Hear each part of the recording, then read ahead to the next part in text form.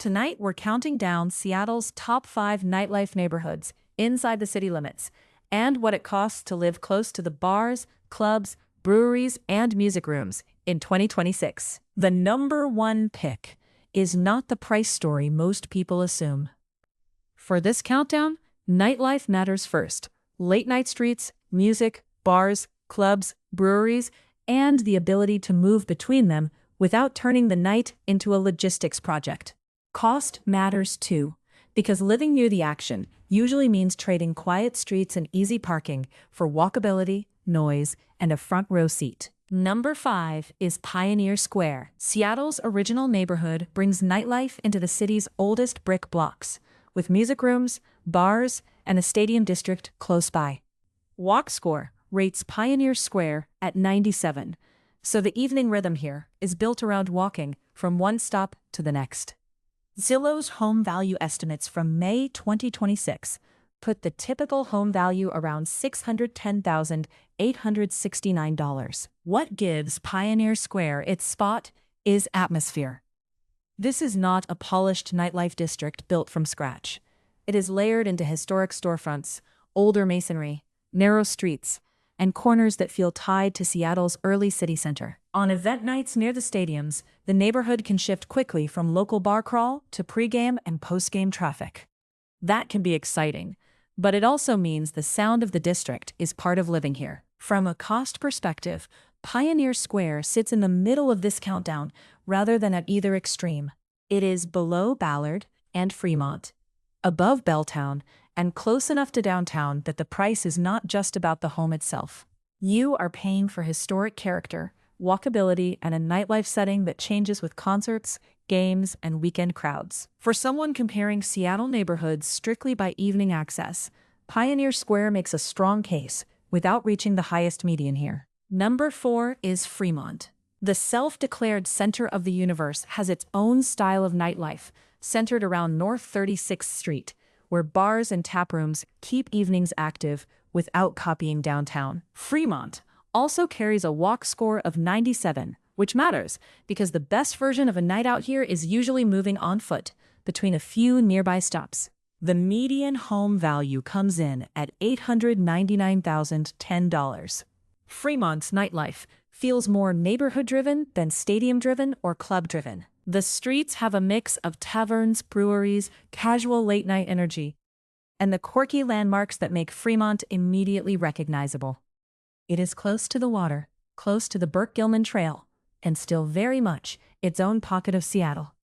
That gives the nightlife scene a different pace, active, social, and walkable, but with a more compact center than Capitol Hill or Belltown. The trade-off is that Fremont's cost is near the upper end of the group. Its median pushes close to $900,000, so the price of living near those taprooms and bars is a serious part of the conversation. Parking can also feel tighter around the main nightlife blocks, especially when the evening crowd overlaps with restaurants and local events. Fremont earns its ranking because it combines a distinct neighborhood identity with strong bar access, but it is not the low-cost play. Number 3 is Belltown. If you want Seattle nightlife in its downtown form, Belltown is the late-night core, with clubs and bars clustered around 1st and 2nd Avenue. It also has the highest walkability score in the countdown, alongside Capitol Hill at 99. The cost surprise is big. The median home value is $502,672, the lowest of these 5 neighborhoods.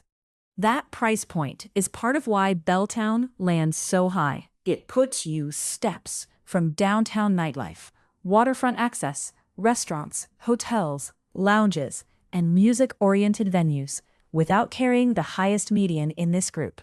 The neighborhood is vertical, dense, and very urban, so the housing conversation often looks different from areas with more detached homes.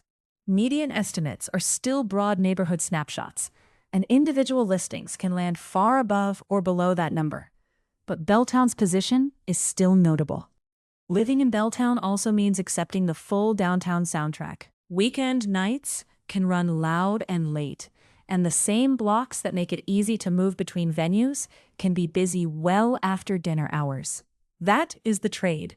Nightlife access is extremely convenient, but calm residential streets are not the main feature. For viewers weighing cost against proximity, Belltown may be the most eye-catching number in the entire countdown. Number 2 is Ballard.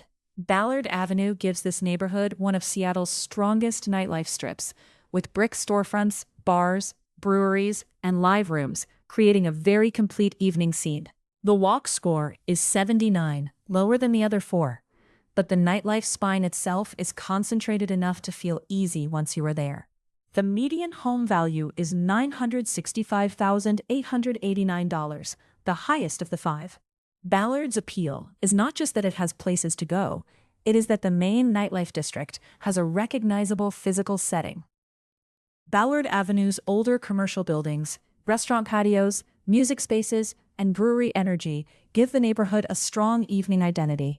Compared with Belltown, it feels less downtown and more like a destination district with its own center of gravity. That is why it can rank this high, even with a lower overall walk score. The cost side is the biggest caution here. Ballard is nearly at the top of the price range for this episode, and that changes the calculation for anyone trying to live close to the nightlife rather than visit it. The neighborhood has residential streets beyond the main commercial core, so the experience can vary quite a bit, depending on where a home sits. Still, if the question is where Seattle combines bars, breweries, and live music in a memorable neighborhood setting, Ballard has to be near the top. And number 1 is Capitol Hill.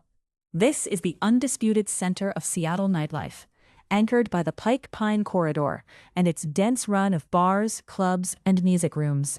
Capitol Hill also has a walk score of 99, which fits the way people actually use the neighborhood at night. One venue, then another, then food, then maybe one more stop. The median home value is $667,813. Capitol Hill wins because it has both quantity and continuity. Pike and Pine are not isolated nightlife blocks. They connect into a larger neighborhood grid with restaurants, small venues, late-night crowds, and side streets that keep the energy moving. The area has long been one of Seattle's main cultural nightlife engines. And that shows in how many different kinds of nights can happen within a short walk. You can have music, dancing, cocktails, dive bar energy, and food all in the same evening without leaving the hill. The cost number is what makes the top spot especially interesting.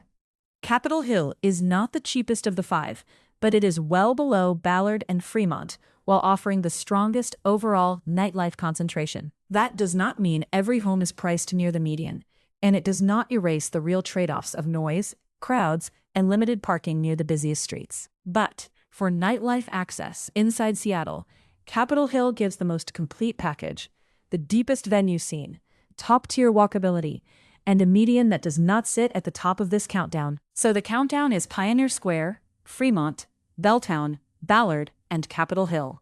Seattle's best nightlife addresses come with a simple trade: more doors nearby, less quiet at night. Every number in this video is sourced, with links in the description. Which neighborhood would have made your top 5?